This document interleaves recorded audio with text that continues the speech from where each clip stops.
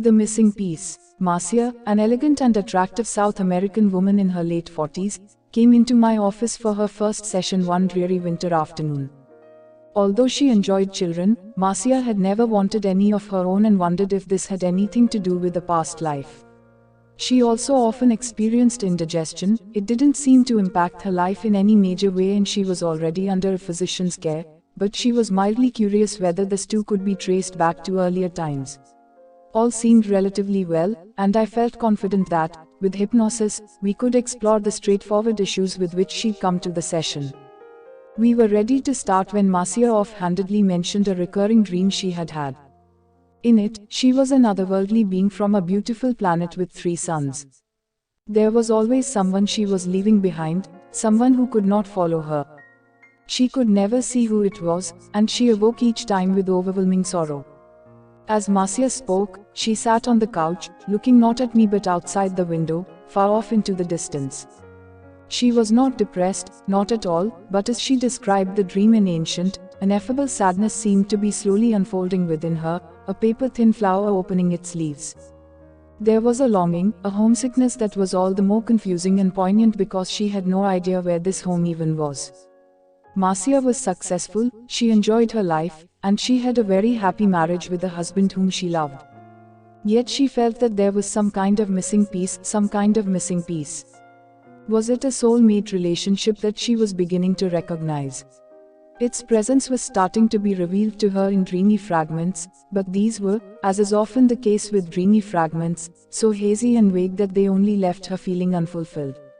I can't remember now if she spoke about not feeling exactly like she belonged here or if that was just what was so obvious from her eyes, from the way she looked out the window at something so far beyond this office, this world. I regressed Marcia and she easily went back into a lifetime that addressed her lack of desire to have children. It seemed to provide her with the answers she was seeking and she was content enough, so we moved on. Immediately and without any prompting, Marcia moved ahead into another lifetime. In it, and without any prompting, Marcia moved ahead into another lifetime. In it, she was an otherworldly being from a beautiful planet with 3 suns.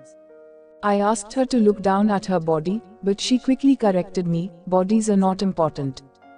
Her people were visited by a group of tremendously wise, ancient beings from another land, one that was completely devoted to healing and whose origins they could project with their eyes. Marcia clung to them, absorbing their wisdom and knowledge as they taught her how to heal others using metals. They are so much higher than us. We are peasants compared to them, she explained, referring to the Weiss's depth of intelligence as well as love. They were, as she put it, working on what is going to become the human body. Marcia, drowning in the profound love and spirituality in these beings' eyes, thought about leaving her planet and becoming human. My people are the last of a long, long line, and we are the only group of beings that can transition into humans, she said. The others are creators. Marcia trusted them so fully, and she was always up for an adventure, but she loved her home very much and she knew, without being aware of any details, that the missing piece from her dream was a part of her life there. She was thrilled to feel its presence around her again and to realize that they were, at that moment, not yet separated. This was something she could never leave behind. At once, Marcia became dejected.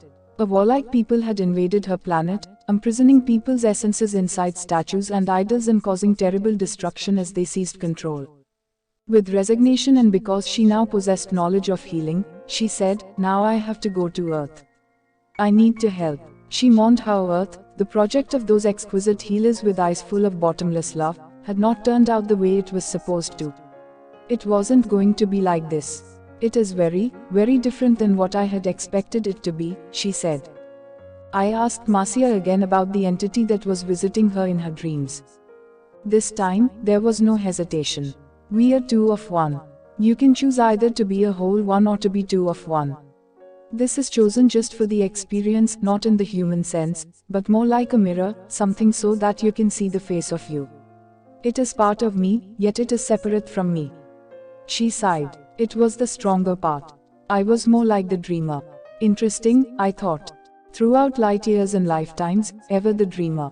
Marcia's voice was thick with regret. I came to Earth on an impulse decision. Just to help. And now I'm stuck. and I'm forever separated from this peace. My peace. It could not follow her to earth, she could not return to it.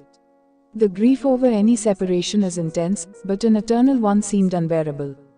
I was used to working with clients who had lost loved ones to illness or death, divorce or distance. As difficult as those events were, we could work with them. But I was at a loss for what Marcia was experiencing. The endless separation from oneself. I pictured her sitting in my office only an hour earlier, staring out the window. Now it was painfully clear what she had been searching for. I pressed her for details about the peace. Was there anything she could do in this life that could help her to reconnect with it, or to cope with the separation?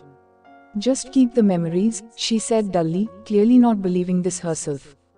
Even though Marcia desperately wanted a better sense of what this other part was, it eluded her.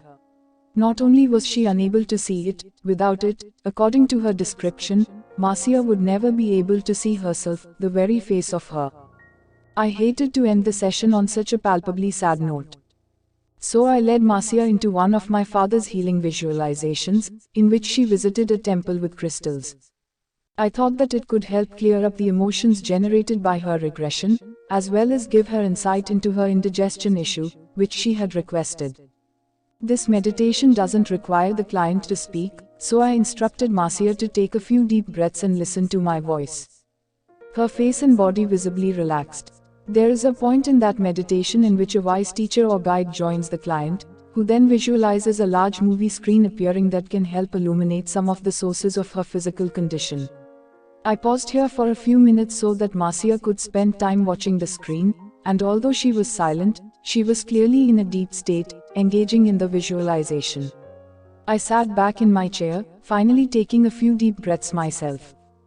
It had been a long, exhausting day. Then, suddenly and without warning, Marcia's entire being exploded into joy. Tears were streaming down her face, but she was laughing. I bolted upright in the chair. What had happened? Reluctant to interrupt such an obviously emotional experience, I waited for her feelings to die down, but they seemed only to intensify.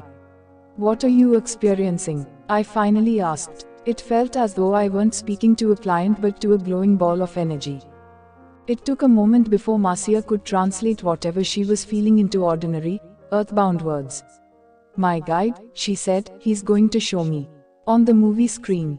Show you the origins of your indigestion symptoms." I asked, not understanding why this would spark such a strong reaction in her, but more than happy to go along with whatever was happening. No. Marcia was almost literally jumping for joy as she sat up in the No. Marcia was almost literally jumping for joy as she sat up in the recliner. It was as if a completely different person was sitting there in front of me. She had come into my office somewhat quiet yet content. She had plumbed the depths of existential grief and sorrow as she explored what it meant to become human. But now she was radiating waves of bliss, her arms spontaneously lifting themselves up in front of her, giving the impression that she was floating. It was unlike anything I had ever seen before, happiness, transcendent and pure, bursting inside and through her. She looked like a child with her excitement for what she knew was about to happen next, but at the same time she seemed beyond physical form, neither adult nor child but simply soul, lovely and huge and dreamed up in delight by the beautiful-eyed beings she cared for so dearly. Marcia held her hands up to her heart, as if it were too big, too deep, too boundless in this moment to be contained inside a mere human body, this tiny, temporary shell. "He's going to let me see, just this one time, my entire self. He's going to show me," she whispered, "the missing piece." I did not say another word. It was difficult not to ask Marcia questions about what she was discovering, but I recognized that doing so would have only satisfied my intellectual curiosity while interrupting her blissful reunion. For healing to occur, she did not need to describe to me what was happening. She only needed to be there, to experience it. Many years ago on another planet, Marcia had lost her peace. That very day on this planet, she had found her peace. And that was all that mattered. Amy Weiss' existence is so much more amazing and miraculous than we can begin to know. New universes are bubbling up into creation all the time. Energies and forces exist far beyond our comprehension. It is as if we are trying to hear a dog whistle, but the sound vibrations speed away silently, outside our aural range. And then there are the non-physical realms too, beyond number, stretching to infinity. Our souls can plumb these realms. We have lived on the world of three suns, and we have been the wise ones, also. But we have forgotten our origins. How to fathom timelessness, eternity. Our souls know. We all have a missing piece. It is waiting for us at the end of our spiritual journey. It is at home. Death is often described as passing through a doorway into another dimension, a higher one, with many levels, that is brighter, greater, and much more vibrant. Consciousness becomes expanded and multisensory. It is akin to graduating from the limitations of the old black and white televisions to the three-dimensional, high-definition colors of modern ones. But reincarnation is not limited to the earth. Souls attend schools throughout all the universes. It appears that souls in every universe and every dimension are the same. Souls are souls. Physical bodies, however, vary tremendously despite the similarity of the souls within. After death, when all souls enter those higher, multi-level states, they are drawn to the plane or vibration of most comfort to them. It is there where we come together once again. Advanced learning takes place. Reincarnational planning is begun. It is also there where Marcia could possibly meet once more with the entity from her dream. Even if karmic gravity pulls them once again to different worlds when it is time for them to reincarnate, this separation will only be temporary. When liberated eventually from the cycle of rebirths, they will never again be separated, never pulled apart by the forces of incarnation. Of course, since fundamentally all is one and everything is connected, separation is only an illusion.